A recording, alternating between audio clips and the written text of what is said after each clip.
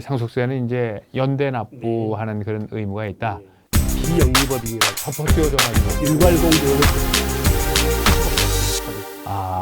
피상속인이 거주자냐 비거주자냐. 예.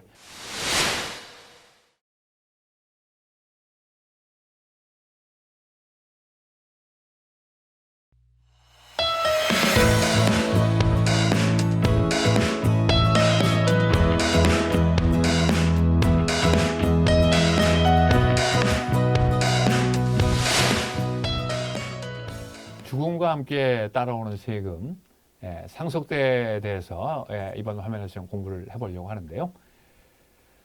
제가 이 상속세를 이해하기 쉽게 표현하는 그런 방법은 이렇습니다. 상속세는 죽음에 따르는 벌금이다. 이게 이제 이 벌금이라고 하는 게 뭐 누구에게나 다 매긴다고 하면 너무 이게 불공평하다 하는 생각을 가지고 있는 분들이 있어요. 나는 가진 것도 없는데 이 조그만 재산을 상속받았는데 여기까지 벌금을 매기느냐. 그래서 이제 우리 세법에서는 일정 규모 이상의 재산이 되지 않는 경우에는 세금을 이제 면제해주는 그런 여러 가지 조항들이 있습니다. 오늘은 어느 정도 이상의 재산을 받아야 상속세라고 하는 그런 벌금을 내야 하는지, 또 벌금을 내야 한다고 할지라도 상속재산 전체에 대해서 세금을 내는 것이 아니라 세법 조항 곳곳에 이러이러한 재산의 경우에는 상속세 대상이 되지 않는다.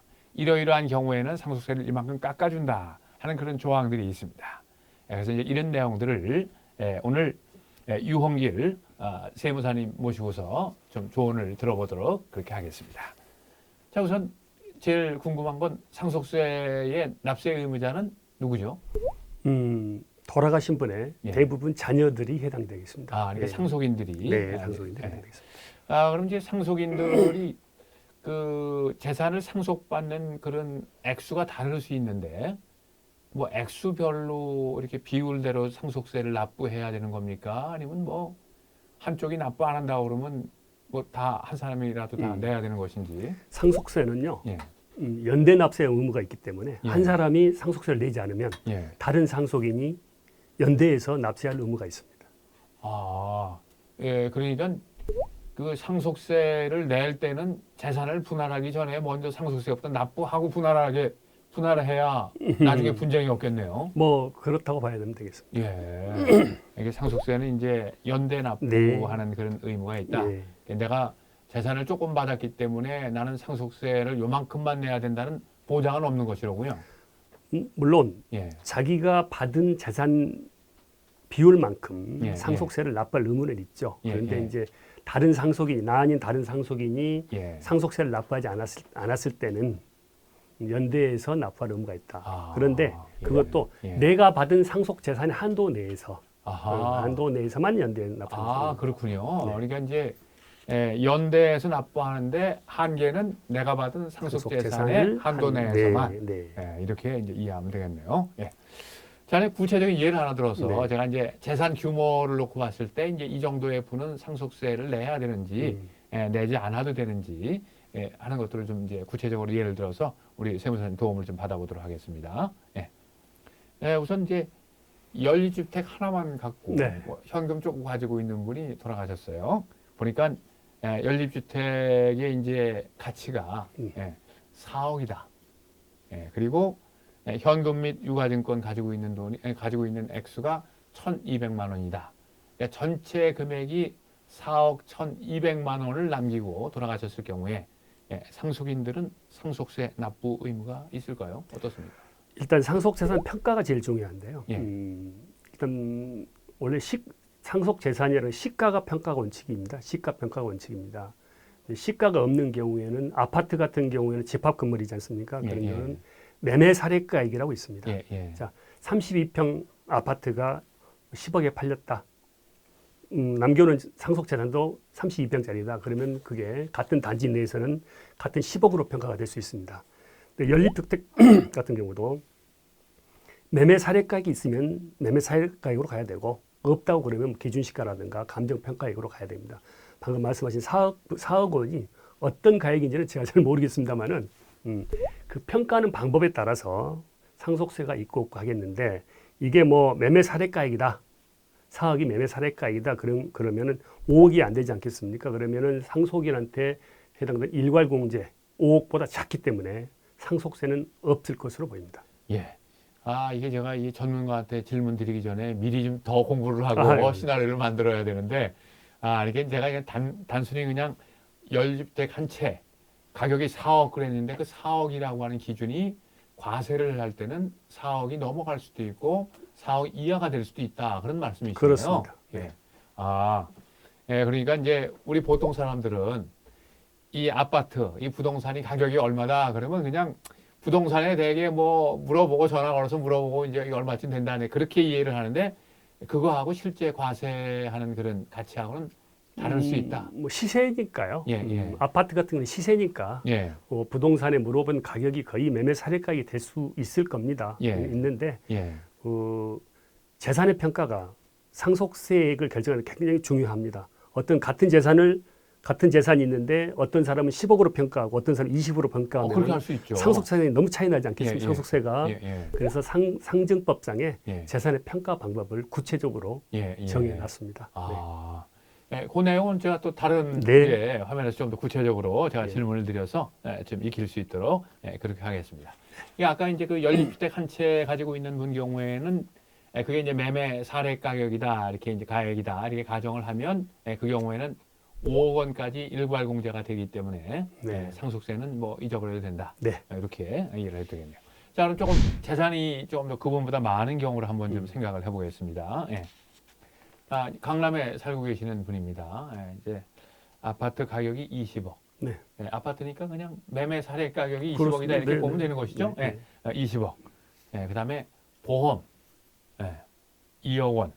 그다음에 현금과 유가증권 5억 원. 배우자가 살아 있고요.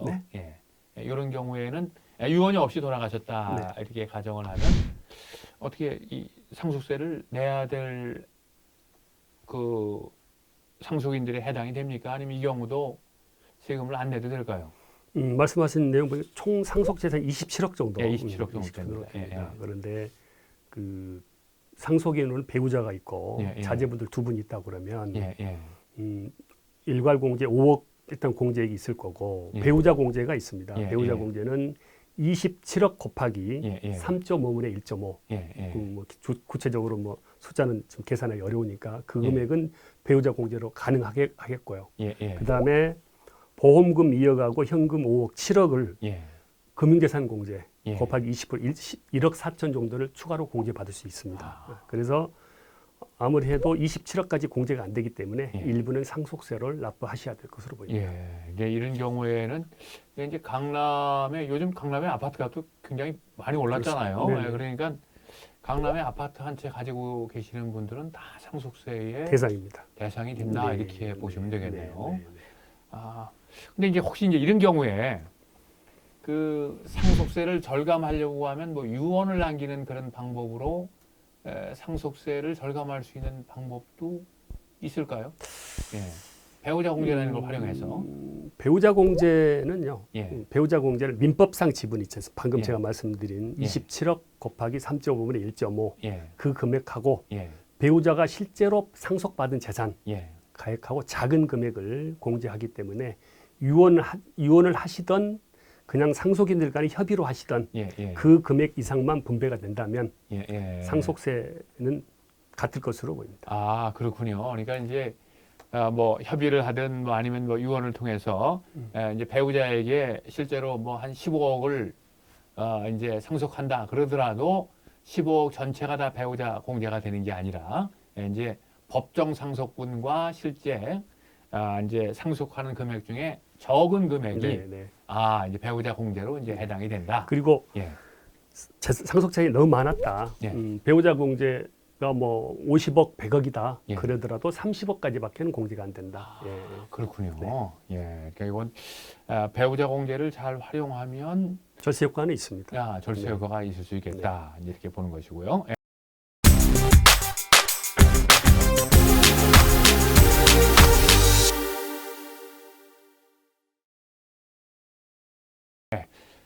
그 다음에 이제 뭐 이런 경우는 이제 보통 평범하게 뭐 직장 생활을 하고 네. 이렇게 이제 사망하는 경우에 뭐 아파트 한 채에 뭐 일부 현금성 자산 뭐 이제 요 정도가 될 텐데 사업을 하다 이제 돌아가시는 그런 경우가 있잖아요. 네. 근데 이제 이런 경우는 굉장히 그 세금 문제가 복잡할 거라고 생각이 되는데 이런 경우 제가 생각을 해봤습니다. 이제 회사를 하나 운영을 하고 있었는데요. 예.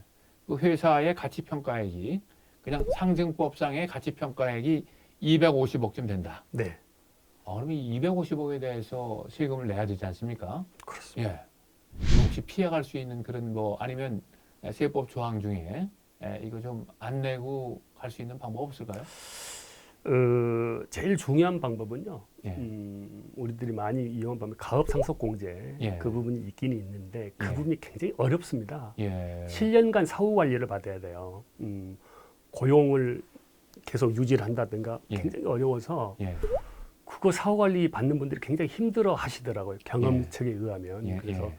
요즘은 일부러 뭐 가업상속공제를 안 받으신 분도 있고 너무 힘들어서 예. 뭐 그런 예. 경우도 있는데 하여튼 이론적인 측면에서는 가업상속공제가 예. 좋습니다.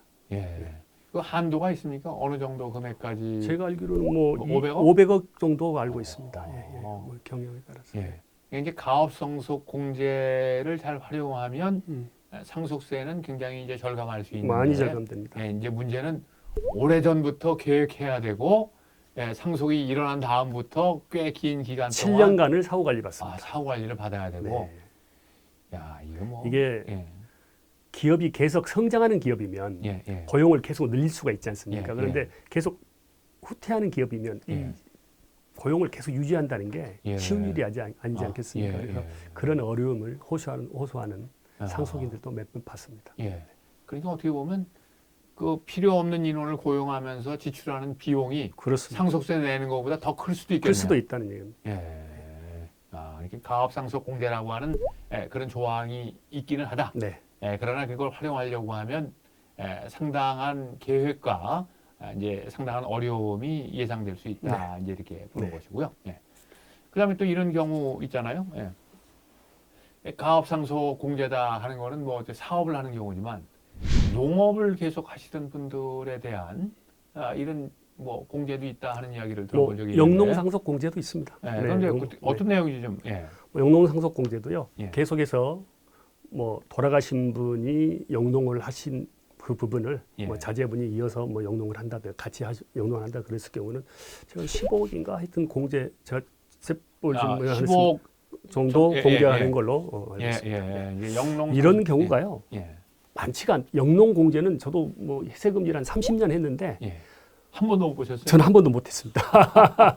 가업상속공제는 한 두 번 해봤는데 예. 영농상속공제는 못 해봤습니다. 죄송합니다. 제가 이게 아닙니다. 내용을 준비하다 보니까 너무 교과서에 있는 내용을 제가 뽑아온 것 같아요. 괜찮습니다. 예. 제가 이제 준비하다 보니까 뭐 이러이러한 예, 상속 있습니다. 공제들이 예. 있다. 예. 그렇죠. 뭐 네. 영농하면서 15억 정도의 영농상속 공제를 받는 그런 경우가 더군다나 우리 이제 세무사님은 서울에 사무실이 있으시잖아요. 네. 이게 더욱더 겪기 힘든 네, 그렇습니다. 그런 내용이 아닌가 이렇게 생각이 되네요. 뭐 그러나 하여튼 뭐 그런 내용들이 있다 하는 거 알아두시면 도움이 되겠다 생각이 되고요. 그다음에 그 상속인이 국내에 있는 경우, 상속인이 국외에 있는 경우, 즉 거주자, 비거주자 이렇게 구분하는 게 맞겠죠?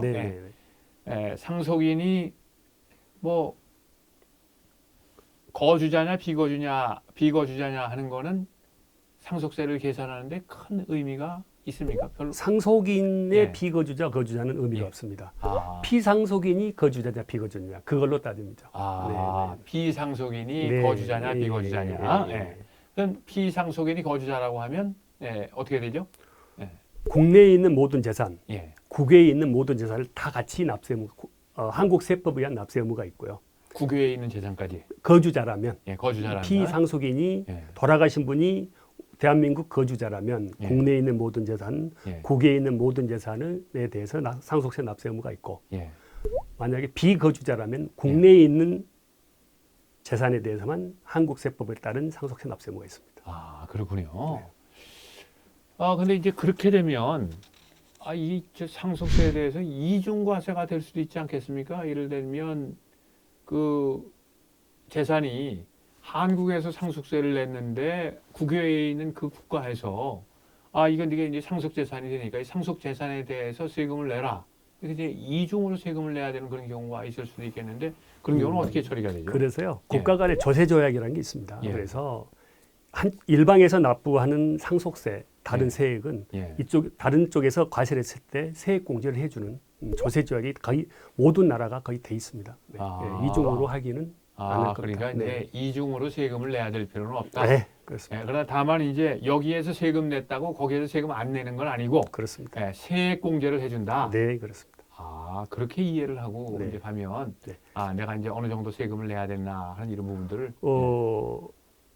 피상속인이 비거주자였다. 예. 근데 국내에서 뭐 10억에 대한 재산이 있어 상속세를 국내 세법에 따라서 받았다. 예. 이분이 미국 세법에 따라 다시 재계산을 하면은 예. 국내에 있는 10억을 다시 플러스 시켜서 예. 예. 재계산하고 예. 국내에서 냈던 상속세만큼은 거기서 공제를 받고 뭐 그런 식의 계산이 되겠습니다. 그렇군요. 예. 이 말씀드리니까 이제 제가 미국 얘기를 좀 해야 되겠습니다. 저는 뭐 아무래도 이제 미국에서 이제 공부를 했었기 때문에 사실은 이제 우리나라처럼 이제 죽은 사람에 대해서 혹독하게 벌금을 매기는 국가가 별로 많지 않지 않습니까?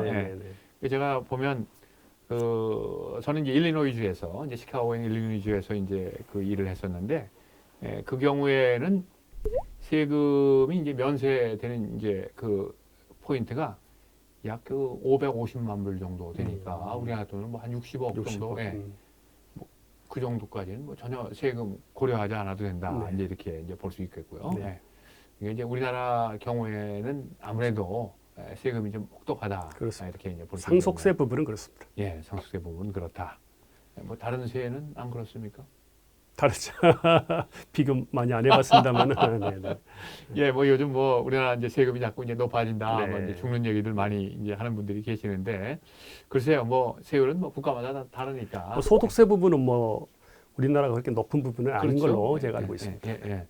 뭐 그러나 또 이제 간접세가 많아서 네. 실제로 조세 부담률은 뭐 굉장히 높다. 뭐 이렇게 하는 그런 분들도 네. 있고. 이제 오늘은 죽음에 따르는 벌금, 상속세라고 하는 것, 이거 벌금 다 내야 되는 것은 아니다. 일정 규모 이상의 재산을 상속했을 경우에만 상속세라고 하는 부분을 납부해야 된다. 그리고 상속재산 중에 이러이러한 재산들은 이렇게 상속 공제를 통해서 배우자 공제나 금융자산 공제나 뭐 이런 것들을 통해서 세금을 줄일 수 있는 그런 방법들이 우리나라 세법에 이제 명시되어 있다 하는 내용들을 함께 공부해 봤습니다.